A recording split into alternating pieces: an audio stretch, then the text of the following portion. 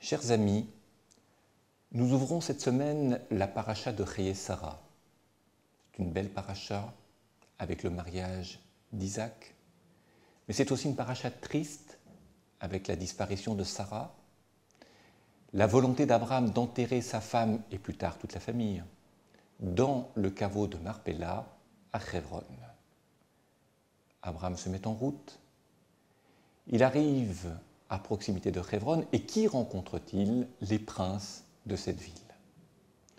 Les princes qui le couvrent de louanges, qui lui disent qu'il est le meilleur, qu'il est le plus intelligent, le plus estimé, le plus respecté, et que pour ce faire, il n'y a pas lieu de payer le terrain de la grotte.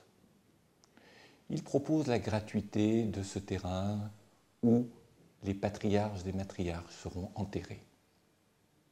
La réaction d'Abraham peut nous paraître surprenante. Il refuse la gratuité. Il veut absolument payer. Vous savez, les princes de Hebron n'ont pas l'habitude d'une telle réaction. Ce sont des commerçants. Ils ont l'habitude de négociations et pas d'un refus de propositions qui peuvent paraître généreuses ou favorables. Ils se retirent. Apparaît alors sur la scène le grand chef, Ephron, le grand prince de la ville de Hebron. Lui va faire les mêmes propositions à Abraham. Il va suggérer la gratuité de la terre et Abraham va la refuser. Mais là, Ephron accepte de se faire payer et Abraham va payer le prix fort. Nous savons qu'il payera 400 pièces d'argent à Ephron pour cette grotte de Marpella. Et la question que se posent les Chazal, les sages d'Israël, est bien entendu de savoir pour quelle raison Abraham, à tout prix, voulait payer ce terrain. Peut-être faut-il, avec les sages d'Israël, réfléchir sur ce que la gratuité peut signifier dans un échange entre deux personnes ou deux populations totalement différentes l'une de l'autre.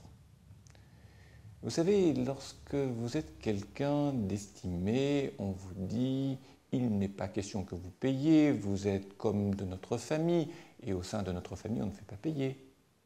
Et probablement était-ce le raisonnement, selon les sages d'Israël, des princes de Hebron et de Ephron, leur principal chef. À savoir, on va faire d'Abraham quelqu'un qui sera comme de notre famille. Mais c'est pour mieux le récupérer. Parce que quelqu'un de la famille est quelqu'un de peu différent de nous. Et on pourra dire d'Abraham qu'il est comme les habitants de Hebron, qu'il a les mêmes mœurs, le même mode de pensée, les mêmes comportements. Et plus tard, on pourra dire, mais écoutez, ne nous accablez pas de vos critiques. Regardez, Abraham Avinu, le père de la dynastie Abraham, il a accepté d'enterrer sa femme chez nous et il n'a rien payé. Autrement dit, il est comme un frère ou une sœur ou comme un conjoint. Il fait partie de notre famille. Et comme Abraham avait une éthique, et comme les patriarches et les matriarches avaient une éthique extraordinaire, les habitants de Hebron pourront dire « il est de notre famille ». Et donc Abraham, Sarah et leurs descendants ont la même éthique que nous. Et c'est comme ça qu'on se fait piéger. C'est comme ça que l'on se compromet. Parce que lorsque l'on fait des concessions au départ, plus tard, on en paye le prix. C'est vrai qu'au départ, c'est très agréable de ne pas avoir à faire de dépenses. Et finalement, c'est notre réputation qui est en jeu parce que l'on s'est compromis auprès de gens pour lesquels nous n'avons guère d'estime.